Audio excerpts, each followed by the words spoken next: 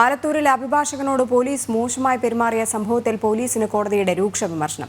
പോലീസിന്റെ മോശം പെരുമാറ്റം യാതൊരു തരത്തിലും അനുവദിക്കില്ല, എല്ലാവർക്കും തുല്യ ബഹുമാനം നൽകണമെന്നും കോടതി പറഞ്ഞു. അതേസമയം കോടതി അലക്ഷ്യ ഹർജിയിൽ SI റിനീഷിന് ഹൈക്കോടതി നോട്ടീസും അയച്ചു. SIക്കെതിരായ നടപടി റിപ്പോർട്ട് സമർപ്പിക്കാൻ DGPക്ക് നിർദ്ദേശവും നൽകി. രേഷ്മ ബാബു ചേരുന്നുണ്ട്. രേഷ്മ, എന്തൊക്കെയാണ് വിവരങ്ങൾ?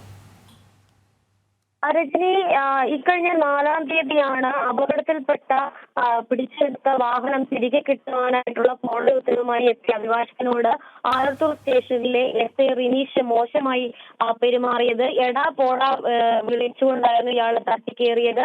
ഈ വിഷയത്തിൽ ഹൈക്കോടതി നേരത്തെ DGPയുടെ ഓൺലൈനായിട്ട് നേരിട്ട് ഹാജരായി വിശദീകരണം നൽകണമെന്ന് ആവശ്യപ്പെട്ടിരുന്നു. അതിന്റെ അടിസ്ഥാനത്തിലാണ് സംസ്ഥാന പോലീസ് മേധാവി ഓൺലൈനായി ഹാജരായി എന്ന് വിശദീകരണം നൽകിയത്.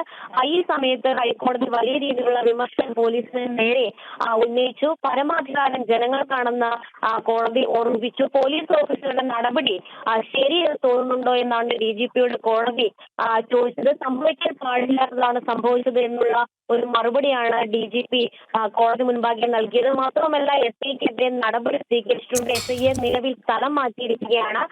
കൂടാതെ മുന്നറിയിപ്പ് നൽകിയിട്ടുണ്ട്. വിഷയത്തിൽ വകുപ്പ് തല അന്വേഷണം ആരംഭിച്ചുവെന്നാണ് DGP ഹൈക്കോടതി മുൻപാകെ അറിയിച്ചത്. അതുകൊണ്ട് തന്നെ തുടർ നടപടി ഉണ്ടാകുമെന്നും പോലീസ് മേധാവി കോടതി ഉറപ്പ് നൽകിയിട്ടുണ്ട്. പക്ഷേ നിലവിൽ ഈ അഭിഭാഷകൻ, അതായത് ഈ മോശം പെരുമാറ്റം നേരിട്ട് അഭിഭാഷകൻ നൽകിയ കോടതി ലക്ഷ്യ ഹർജിയിൽ അഭിഭാഷകൻ പറഞ്ഞിട്ടുള്ളത് SI റിനീഷിനെതിരെ സമാനമായിട്ട് നേരത്തെയും നിരവധി പരാതികൾ ഉണ്ടായിരുന്നു. പലതവണ ഇയാളെ സ്ഥലം മാറ്റിയതാണ് എന്നുള്ളതാണ്.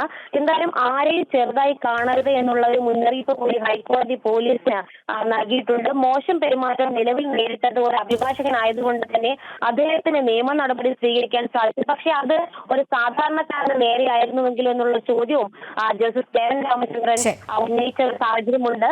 ഇത്തരം പെരുമാറ്റം യാതൊരു തരത്തിലും അനുവദിക്കില്ല എന്നാണ് സിംഗിൾ ബെഞ്ച് പറഞ്ഞിരിക്കുന്നത്. പെരുമാറ്റം സംബന്ധിച്ച് കർശനമായിട്ടുള്ള ഒരു പരിശീലനം പോലീസ് നൽകണമെന്നും DGPക്ക് ഹൈക്കോടതി DGPയോട് പറയുകയും ചെയ്തിട്ടുണ്ട്. എല്ലാവർക്കും തുല്യമായിട്ടുള്ള ബഹുമാനം നൽകുവാൻ പോലീസ് തയ്യാറാകണം.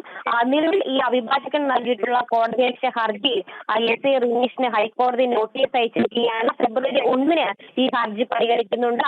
അതുപോലെ തന്നെ ഈ റിനീഷിനെതിരെ സ്വീകരിച്ചിട്ടുള്ള നടപടികൾ എന്തൊക്കെയാണ്, അതിന്റെ വിശദാംശങ്ങൾ റിപ്പോർട്ട് എന്നുള്ള രീതിയിൽ സമർപ്പിക്കാൻ DGPക്കും ഹൈക്കോടതി കർശന നിർദ്ദേശം നൽകിയിരിക്കുകയാണ്. ശരി രേഷ്മ.